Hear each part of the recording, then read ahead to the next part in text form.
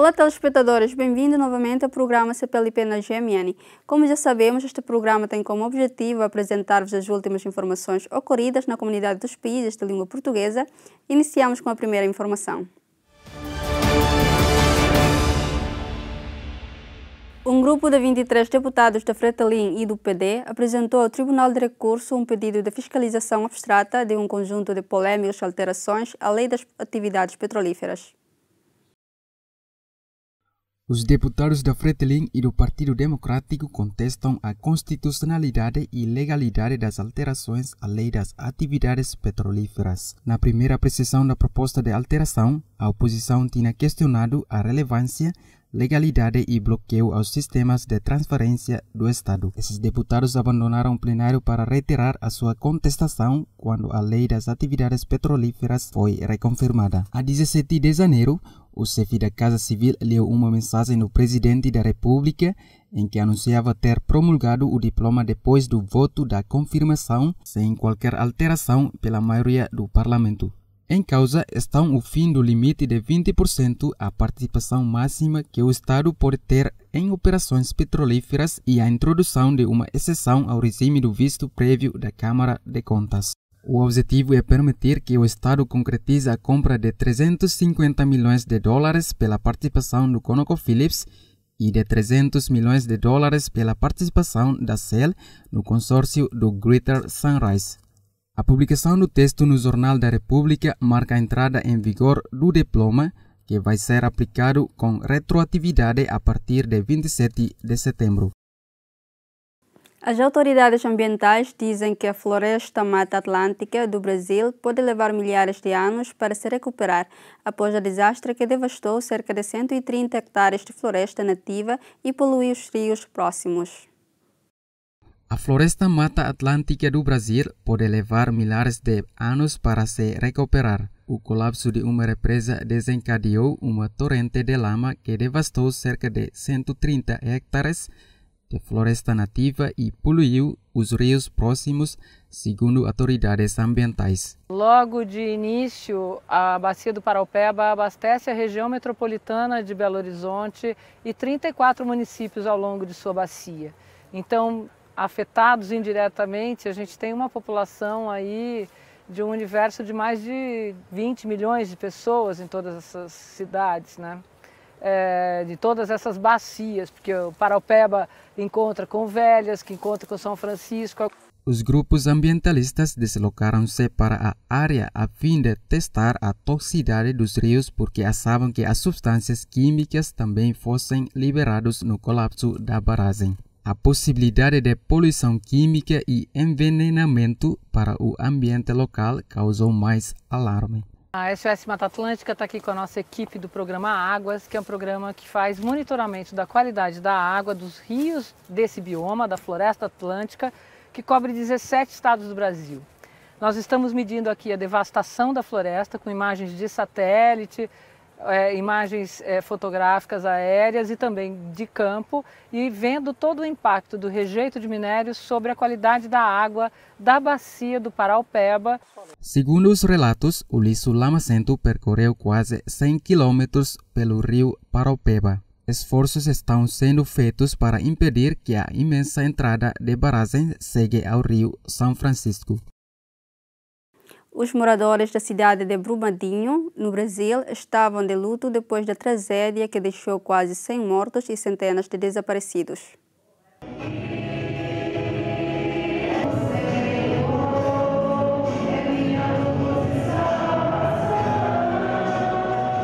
As pessoas participaram na missa numa igreja local para lamentar e lembrar as vítimas que são familiares, amigos e vizinhos.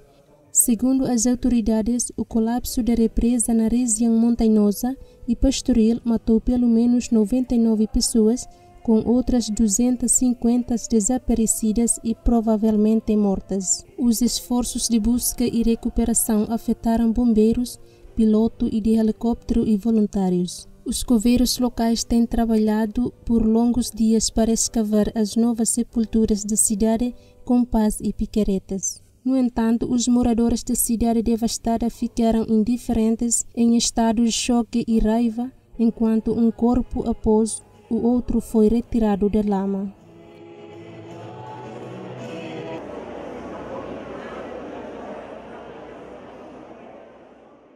O Estado angolano vai emitir 1.530.000 euros em dívida pública para pagar dívidas em atraso a fornecedores desde 2012, segundo um decreto presidencial a que a Lusa teve acesso. O presidente da República Angolana, João Lourenço, assinou um decreto em 30 de janeiro de 2019 para autorizar o Ministério das Finanças a realizar uma emissão especial de obrigações do Tesouro em moeda nacional, com prazos de reembolso de 4 a 8 semestres. O decreto presidencial autoriza esta emissão no valor de 1.530.000 euros, para garantir a regularização de atrasados decorrentes do processo de execução do Orçamento Geral do Estado de exercícios findos, no caso entre 2012 e 2018. O documento refere que os pagamentos em atraso registrados no Sistema Integrado de Gestão Financeira do Estado deverão ser regularizados até ao final de 2019. A Fundação João 23 entregou 2 ambulâncias de matéria hospitalar e agrícola à Guiné-Bissau. A Fundação fez esta doação no âmbito do apoio que tem dado ao povo guinense há mais de 25 anos. As ambulâncias foram entregues à organização não-governamental Mães do Mundo e ao Hospital de Noma, em Oio. Segundo a Fundação, esta região já recebeu 12 ambulâncias, enquanto o material agrícola foi entregue a associações de mulheres agricultoras da Guiné-Bissau. Além de ações de solidariedade, a Fundação apoia o setor da educação e organiza desde há 9 anos. A próxima missão da Visão Guiné vai decorrer entre 1 e 15 de fevereiro. A Fundação João 23 apoia também crianças guineenses com problemas cardíacos a serem transferidas para Portugal para receberem tratamento médico. Os visitantes em Timor-Leste têm dificuldades de trocar moeda e usar cartões bancários. Falta de informação oficial adequada causa situações em que visitantes não conseguem ter acesso a dinheiro no país. Atualmente, apenas a marca Visa é aceita nos multibancos das entidades que operam em Timor-Leste, já que as entidades do australiano ANZ, que permitiam o uso de cartões da segunda marca mundial, o Mastercard, foram retirados porque decidiram encerrar a sua banca de retalho. O BNU é que investiu para trazer a Visa para Timor-Leste, incluindo a promoção da primeira rede de multibanco. Este banco português está a estudar a possibilidade de integrar também o Mastercard. Uma jornalista holandesa que estava a visitar Timor-Leste explicou à Luz as dificuldades que tem tido. A jornalista leva consigo alguns dólares americanos, a moeda oficial em Timor-Leste e cartões da marca Maestro, mas não conseguiu utilizar. Em Portugal, o presidente executivo da Caixa Geral de Depósito admitiu a existência de más práticas e de erros, mas sublinhou que a Caixa tem hoje melhor governança e gestão de risco que no passado. O presidente executivo da Caixa Geral de Depósitos admitiu esta sexta-feira a existência de más práticas e de erros, mas sublinhou que a Caixa tem hoje melhor gestão e gestão de risco que no passado. Paulo Macedo entregou esta sexta-feira na Assembleia da República a auditoria à gestão do Banco Público. Devo dizer que sou totalmente contra achar-se que todas as pessoas que passaram pela Caixa são culpados na praça pública.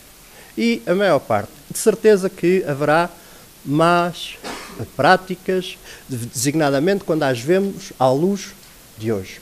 Haverá também erros em termos absolutos. Agora, tentar que qualquer pessoa que tenha passado pela Caixa seja automaticamente culpado e tenha um cadastro, isso não é aceitável. Tem que se apurar e fazer uma grande diferenciação sobre uma coisa e outra. A nossa gestão, mais do que eu lhe dizer se é diferente ou não, nós há 2 anos que fazemos conferências trimestrais com os senhores jornalistas, com os senhores investidores que nunca foram feitas no passado, com a divulgação de todos os elementos e, claramente, num quadro totalmente distinto de recrutamento das administrações dos bancos, de uma governance totalmente distinta, de critérios de intrusão e de acompanhamento e com equipas e com meios que nunca no passado houve e com regras também de risco que sem paralelo. Portanto, claramente, no que me diz respeito à Caixa, os portugueses podem ter a certeza que hoje há uma melhor governance e uma melhor critério de risco no passado. E isto diz o Presidente da Comissão Executiva da Caixa, mas obviamente dizem os supervisores e os reguladores que acompanham a vida das instituições, não numa perspectiva a posteriori, mas numa perspectiva do dia-a-dia. A auditoria salvaguarda segredo bancário e não o segredo profissional, disse ainda Paulo Macedo. O relatório, nos termos definidos pelo Ministério Público e pelo Banco de Portugal, é entregue, salvaguardado o segredo bancário e o segredo profissional, ou seja, que a Caixa entenda. A Caixa optou por não fazer nenhuma salvaguarda à parte de segredo, ou seja, aquilo que não fosse segredo bancário, mas que fosse da vida que se julgue de interesse preservar das organizações. Portanto, optou por não fazer isso e, portanto, a única coisa que este relatório foi retirado foi a parte relativa ao segredo bancário e isso foi feito pelos auditores a quem pedimos isso. A questão relativamente a prejudicar a Caixa, há aqui vários interesses em presença. Há um interesse público e há o interesse da instituição. O interesse da instituição, por um lado, é de clarificar as coisas e de deixar esta mancha de suspeição e de dia-a-dia. Mas também há um dano nos colaboradores da Caixa e no seu negócio. Portanto, se todos os dias, quando vão falar com clientes, os clientes o que lhe falam não é de negócio, não é de empréstimos, não é do seu património, não é da confiança, não é da segurança, portanto, isso afeta claramente a Caixa e a motivação dos seus colaboradores. E num banco que está a recuperar de 6 anos de prejuízos, obviamente que não é indiferente. Segundo a Presidente da Comissão de Orçamento e Finanças, o relatório da auditoria à Caixa Geral de Depósitos será divulgado ainda hoje no site do Parlamento, a não ser que os partidos considerem existir alguma informação reservada. Teresa Leal Coelho informou também que o diploma sobre acesso à informação bancária deverá ser remetido a Belém na terça-feira, esperando que depois seja possível aceder à matéria ainda truncada na auditoria à Caixa. A entrega deste documento no Parlamento hoje surge depois de, na semana passada, ter sido divulgada uma versão preliminar datada de dezembro de 2017, que fez estalar a polémica devido à concessão de créditos mal fundamentada, atribuição de bónus aos gestores com resultados negativos, interferência do Estado e aprovação de empréstimos com parecer desfavorável ou condicionado da direção de risco da Caixa Geral de Depósitos. A coordenadora do Bloco da Esquerda de Portugal, Catarina Martins, adiantou que o texto comum que está a ser trabalhado para uma nova comissão de inquérito à Caixa Geral de Depósitos permitirá a investigação das operações do banco desde 2000. O Bloco pediu desde o primeiro momento uma auditoria forense à Caixa Geral de Depósitos, achámos que isso era muito importante. Como sabem, entretanto, lutámos também para mudar a legislação que se aplica às comissões de inquérito e, portanto, conseguimos que o sigilo bancário deixasse de ser um muro que não permitia às comissões de inquérito investigar. Neste momento, as comissões de inquérito têm acesso a dados que estão em sigilo bancário, combinando a auditoria que existe com as alterações à Comissão de Inquérito e com a própria posição da Procuradoria-Geral da República, que diz que a auditoria da Caixa deve ser enviada ao Parlamento, estão reunidas as condições para continuar esse processo de investigação e, portanto, o Bloco de Esquerda empenhou-se, mal as condições estavam reunidas, num texto comum de todos os partidos, parece-nos que é a melhor forma para uma nova Comissão de Inquérito à Caixa Geral de Depósitos. Esse texto comum que está a ser trabalhado pela parte do Bloco de Esquerda, nós achamos que o texto está bem, está encerrado, por nós entra assim agora mesmo de manhã.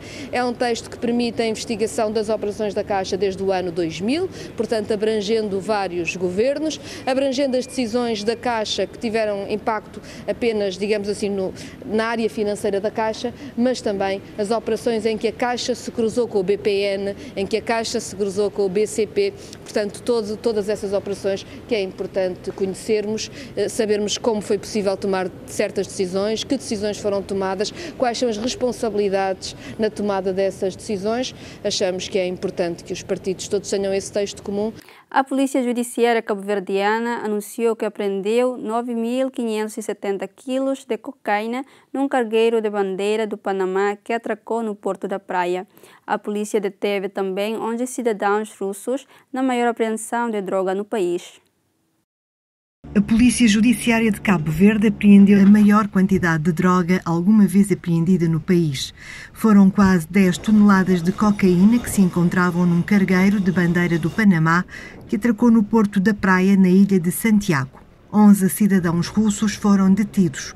O cargueiro oriundo da América do Sul tinha como destino a cidade de Tanger, no norte de Marrocos, e fez escala no Porto da Praia para cumprir os procedimentos legais relacionados com a morte a bordo de um dos tripulantes.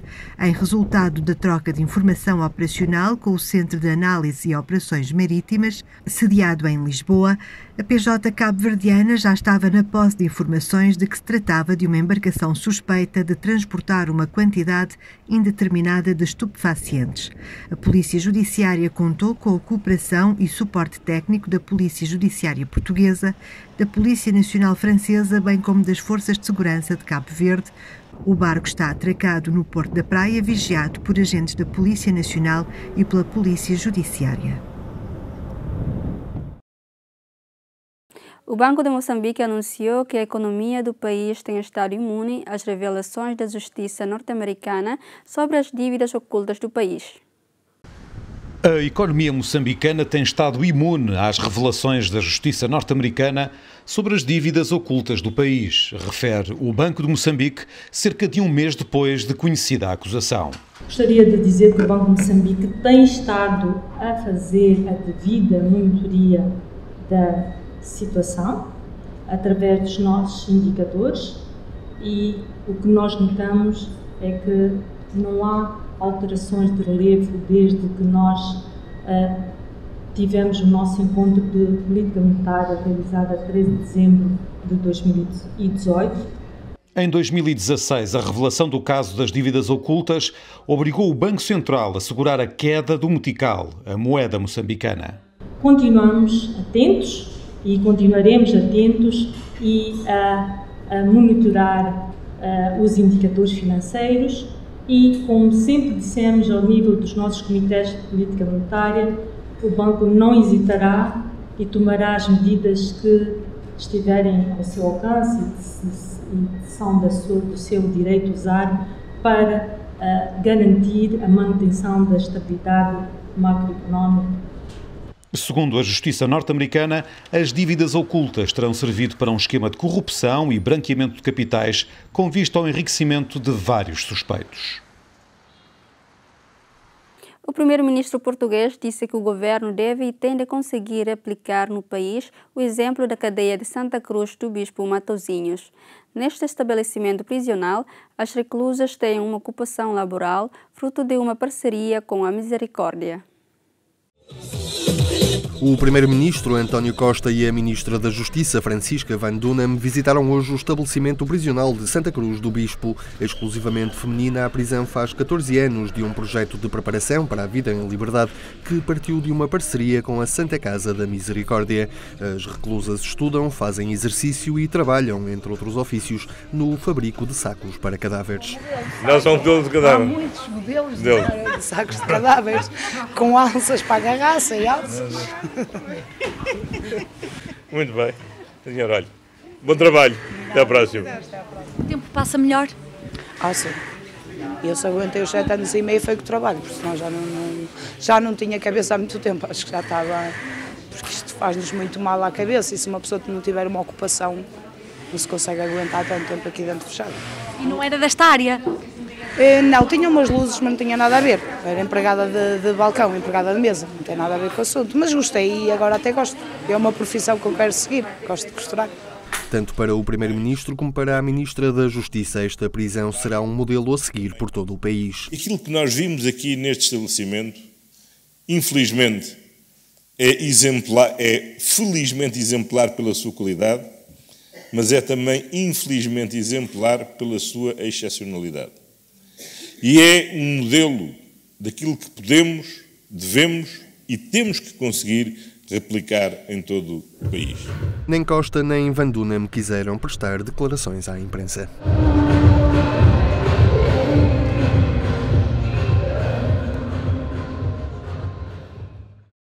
O presidente da República Portuguesa, Marcelo Rebelo de Sousa, argumentou que foram composições muito diferentes que votaram o atual quadro legal na saúde em 1990, 2002 e nos últimos 2 anos. O presidente da República da Bulgária terminou uma visita de 2 dias a Portugal.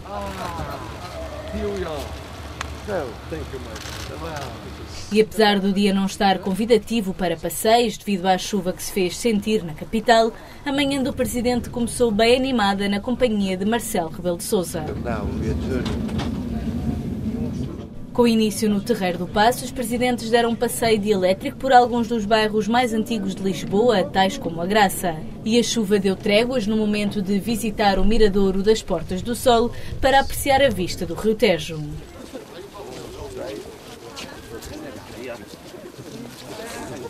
Pouco tempo depois do fim do passeio, António Costa aguardava Rumen Radev na residência oficial do primeiro-ministro para um almoço. O presidente da Bulgária fez uma visita de 2 dias a Portugal e durante a mesma destacou a relação entre o seu país e Portugal como um sinal para o futuro europeu. Os presidentes dos municípios de Lisboa e de Loures manifestaram-se à expectativa de que as próximas Jornadas Mundiais da Juventude vão acelerar a revitalização da zona ribeirinha do Trancão. Jornada Mundial da Juventude se tendrá em Portugal.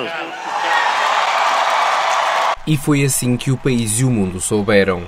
Em 2022, a Jornada Mundial da Juventude ruma a Lisboa, mas os festejos ficam para depois. No horizonte estão 4 anos de reabilitação da zona ribeirinha da capital, um projeto que é assinado pelas câmaras municipais de Lisboa e Loures.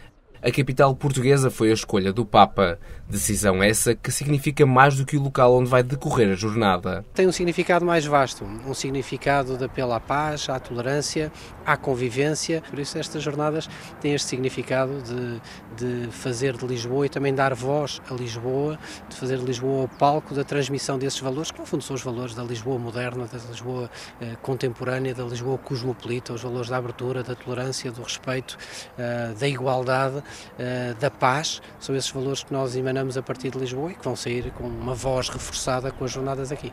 Receber milhares, quem sabe milhões de pessoas num espaço curto de tempo, significa que Lisboa tem de ter um local apropriado. Espaço esse que já existe, só falta reabilitar.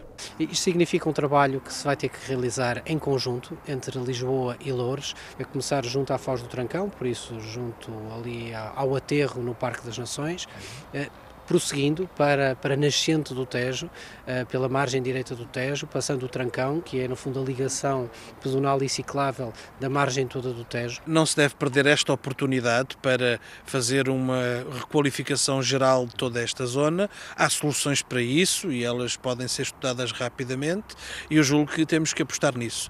E terminada a jornada, o local não vai ser esquecido. Findas as jornadas, ficarão para os cidadãos, ficarão para quem aqui vive, quem reside, quem nos visita, uma frente ribeirinha muito mais requalificada e muito mais disposta a servir todos. Por agora, ainda não há orçamentos. Nós temos algumas ideias sobre os projetos que já temos lançados, que ainda vamos concretizar melhor, mas quanto ao resto precisamos de ver quais são as necessidades para depois definir os custos necessários e de quem vai suportá-los. No entanto, nenhuma das autarquias duvida que o projeto esteja concluído a tempo da jornada. Falta à Igreja Católica indicar quais as necessidades para o espaço. Lisboa e Loures esperam ter uma frente ribeirinha de cara lavada para mostrar daqui a 3 anos e que fique para as décadas seguintes. Foram as informações dadas nesta edição. Não se esqueçam de acompanhar o programa CPLP na GMN às segundas e quintas às 5 horas da tarde e repetição às terças e sextas à mesma hora. Até a próxima!